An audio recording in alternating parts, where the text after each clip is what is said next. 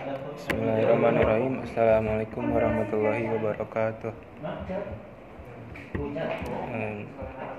Segala puji bagi Allah Tuhan semesta alam yang telah melimpahkan berbagai nikmat, diantaranya nikmat iman, nikmat Islam, dan nikmat sehat, sehingga pada kesempatan kali ini saya dapat mempresentasikan tugas UTS Pendidikan Agama Islam Quran Surat Al-Alaq ayat 1-5.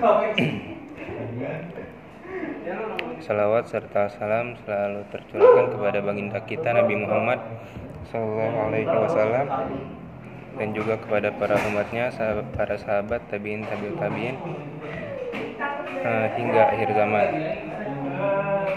Yang saya muliakan Bapak Muhammad Rosidi.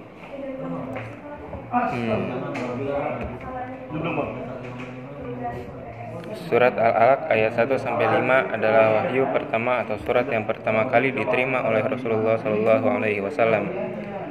Surat ke-96 dalam Al-Quran dan termasuk dalam juz 30. Terdiri dari 19 ayat dan memiliki arti segumpal darah. Surat ini diturunkan kepada Rasulullah SAW pada tanggal 17 Ramadan atau ditandai dengan peristiwa nuzulul Quran melalui perantara malaikat Jibril.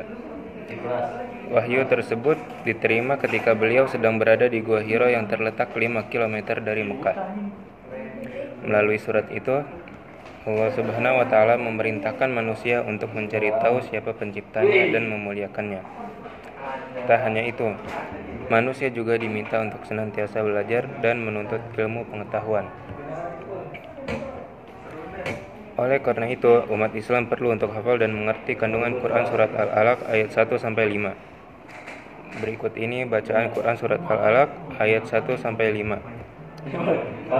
Iqra bismi rabbikal ladzi khalaq, yang artinya bacalah dengan menyebut nama Tuhanmu yang menciptakan. Khalaqal insana min 'alaq, yang artinya dia menciptakan manusia dari segumpal darah. Iqra wa rabbukal akram, bacalah Tuhanmu lah yang maha mulia. Alladzi 'allama bil qalam, yang mengajar manusia dengan pena. 'Allamal insana ma lam ya'lam, dia mengajarkan manusia apa yang tidak diketahuinya. Gimana sih cara masukin ayat ke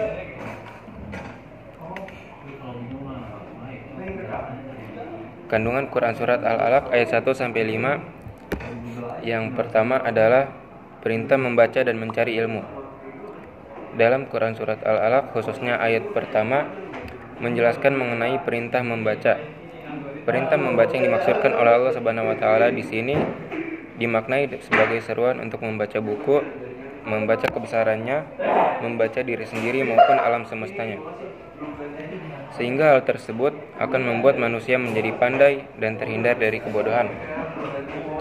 Namun, dalam membaca kita harus memilah dan memilih apa yang kita baca, sehingga akan berdampak positif terhadap diri kita.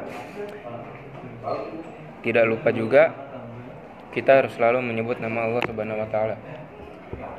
Yang kedua, proses penciptaan manusia. Allah Subhanahu wa Ta'ala menerangkan dalam Quran Surat Al-Alaq proses terbentuknya manusia, yaitu bermula dari segumpal darah. Selain itu, Allah turut menegaskan bahwa manusia merupakan sebaik-baiknya penciptaannya, karena tidak ada makhluk lain yang memiliki kemampuan dan wujud seperti manusia yang dianugerahi dengan berbagai kelebihan seperti pikiran dan perasaan. Yang ketiga adalah mempelajari ilmu pengetahuan baru. Melalui Quran Surat Al-Alaq dalam ayat keempat, Allah Subhanahu wa Ta'ala menyebutkan mengajar manusia dengan pena. Dalam konteks ini yang dimaksud olehnya yaitu manusia harus mencatat berbagai macam ilmu pengetahuan baru melalui pena, dan dengan pena maka manusia dapat menyampaikan gagasan, pendapat serta berbagai macam ilmu pengetahuan.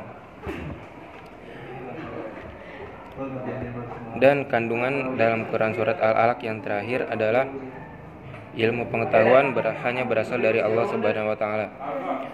Allah Subhanahu wa taala akan membimbing dan mengajari manusia dari apa-apa yang belum diketahui sebelumnya. Secara perlahan Allah akan memberikan ilmu pengetahuan kepada orang-orang yang beriman. Mengingat ketika dilahirkan di dunia manusia tidak mengerti apa-apa. Mungkin sekian dari saya, kurang lebihnya mohon maaf. Assalamualaikum warahmatullahi wabarakatuh.